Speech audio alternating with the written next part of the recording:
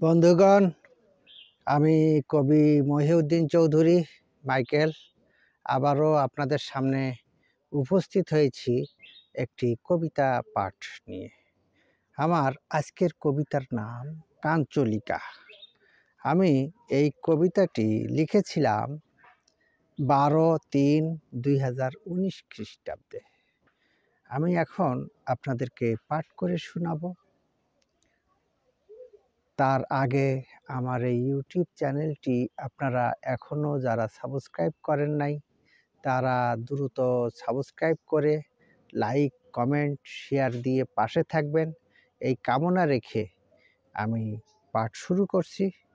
আমার এই কবিতা কাঞ্চলিকা, এই কবিতাটি আমার প্রথম কাব্যগ্রন্থ স্মৃতির জানালার ৩৯ ও ৪০ পৃষ্ঠায় লিপিবদ্ধ আছে। পাঠ করছি। স্পর্শ করিনি হৃদয়ে আঁকা, আজও স্বপ্নে ও কল্পনায়। কাঁচ কড়ার ন্যায় কাঞ্চলিকা, প্রতিনিয়ত থাকি সাধনায়। হতে পারি যদি যোগ্য বীর, তবে নয় স্বপ্নে ও কল্পনায়। দেখিব কাঞ্চলিকার ভিতর, প্রতিনিয়ত থাকি সাধনায়। নুন আনতে পান্তা ফুরায় জীবন চলার বাস্তবতায়, আমি মহাবীর কল্পনায়। প্রতিনিয়ত থাকি সাধনায়। কিভাবে হব রাজ্যপতি, আমি ভাবি শুধু কল্পনায়। পূর্ণ হবে এই অসঙ্গতি, প্রতিনিয়ত থাকি সাধনায়। আমি রাজা পথ চলাই, জীবন পথের কল্পনায়। জীবন চলে মহা শূন্যতায়, প্রতিনিয়ত থাকি সাধনায়। আমি কখনো কল্পনায়, কখনো স্বপ্নে ভেবে যাই নূতন জীবনের সূচনায়। প্রতিনিয়ত থাকি সাধনায়। এমন জীবন করি যাপন, ঘুমে স্বপ্নে জেগে কল্পনায়। গড়ি মস্ত বড় সিংহাসন, প্রতিনিয়ত থাকি সাধনায়। সব কল্পনা মৃত জন্মায়, আর স্বপ্ন সব দুঃস্বপ্ন হয়।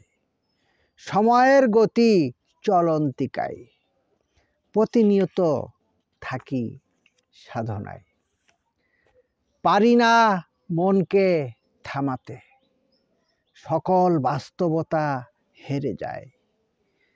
থাকে বিয়োগ অবশিষ্টতে, প্রতিনিয়ত থাকি সাধনায়। এভাবে অবিরাম পথ ধরে জীবন যখন যেমন যায়, মন্দের জয় পছন্দ হারে, প্রতিনিয়ত থাকি সাধনায়। জীবন চলে টেনে হেসড়ে, কষ্টে প্রায় জীবন যায় যায়। নিশ্চিত সেও যাবে উড়ে, প্রতিনিয়ত থাকি সাধনায়। চেতনায় চিমটি কেটে বুঝি, আমি স্বপ্নে না কল্পনায়।